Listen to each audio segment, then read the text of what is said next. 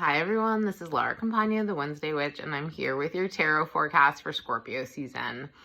This is one of my favorite seasons, and even though things have been a little bit rocky, Libra season did not bring the peace that I think people are used to and desiring. I'm still very excited for the witchiest time of the year, but we do begin Scorpio season with the Seven of Wands as the signifier. So this is really showing us that, kind of the difficulties, the disagreements, the frustration, the deep, intense challenges that occurred during Mercury retrograde in Libra conjunct Mars, which I think was just a lot for a lot of people. They're still here. This is how we're moving into the next astrological 4 weeks. So one thing that really struck me is the little red salamander who just looks so sweet and innocent and kind of like caught in the midst of this conflict. So and of course I'm thinking of Mars moving into Scorpio as of October 30th and gaining a lot more ability to navigate conflict. In Mars and Libra for the last 6 months has really been showing us ways that like we struggle around conflict, or like our patterns that don't serve us. How can we be aggressive, not assertive? What is it that scares us about actually speaking our truth and standing up for ourselves? And this little cute red salamander is really reminding us that even when we are courageous and bold, there can still be this part of us that feels vulnerable and scared. And Scorpio is always about vulnerability and self-protection because it's such an intensely sensitive sign. So that's kind of the context we're moving into Scorpio season with. And then the Three of Discs is what this season is offering us at the outset. And so the Three of Discs is like, if you work at stuff, you will actually see results, not immediately, but this is like meaningful work that propels you along your journey and helps you to get where you ultimately want to go.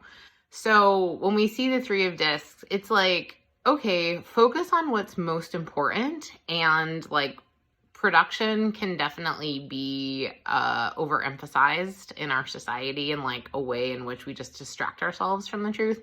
But sometimes when things are difficult, it's like if you put first things first and kind of just like focus on what's in front of you, it will help you to like get ahead. So that is part of what I think coming out of the Mercury retrograde Scorpio season's offering. And then the challenge is the Star, which is so beautiful. So the Star is absolutely one of my favorite cards. This is the Fifth Spirit Tarot deck. And,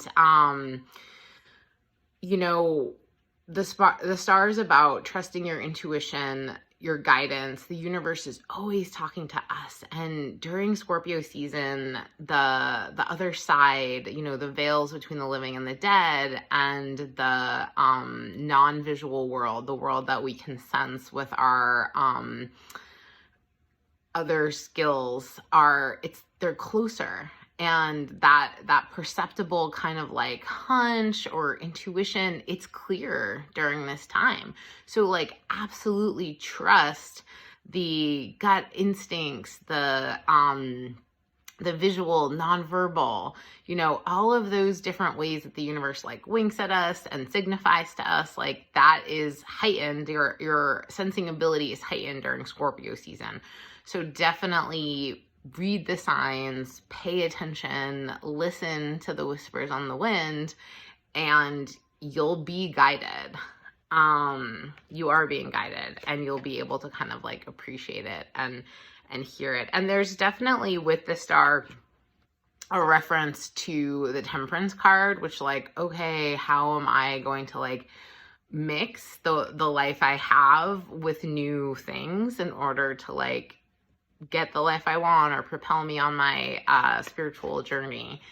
And then the final outcome is the Nine of Pentacles, which is really nice. You know, it's really about like giving thanks and gratitude. And sometimes when we bump up against like what's hard, we're reminded of like, oh, okay, actually, like there's a lot I can be grateful for. There's a lot I can share. There's a lot I can just kind of like enjoy. So I don't think Scorpio season is going to be easy, honestly. You know, there's a square between the sun and Saturn, and then an opposition between the sun and Uranus, and then Mars is going to make those transition. Mars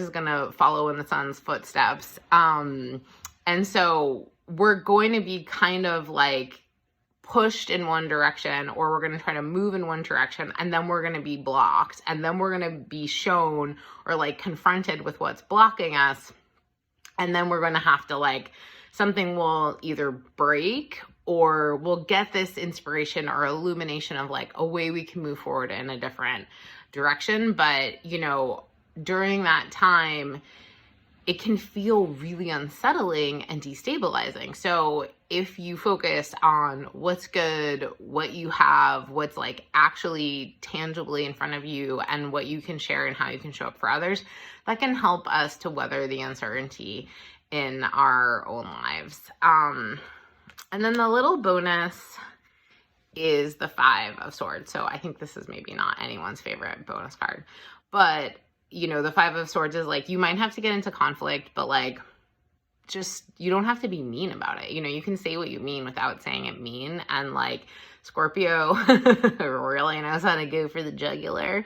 And so during this time, remembering that like the tenderness, the vulnerability, all of that is part of the magic of Scorpio. And when we can allow ourselves to kind of be with the fact that like life requires conflict on some level, but if we can be a little bit more gentle with it than with other people, then we usually have the ability to be more gentle with ourselves.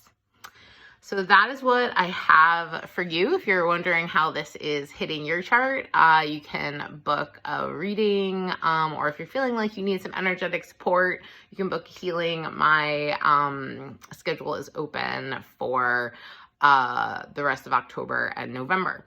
So I would love to see you. And once again, this is Laura Campagna, and you can check out more of my work at Laura Campagna Astrology. Take care.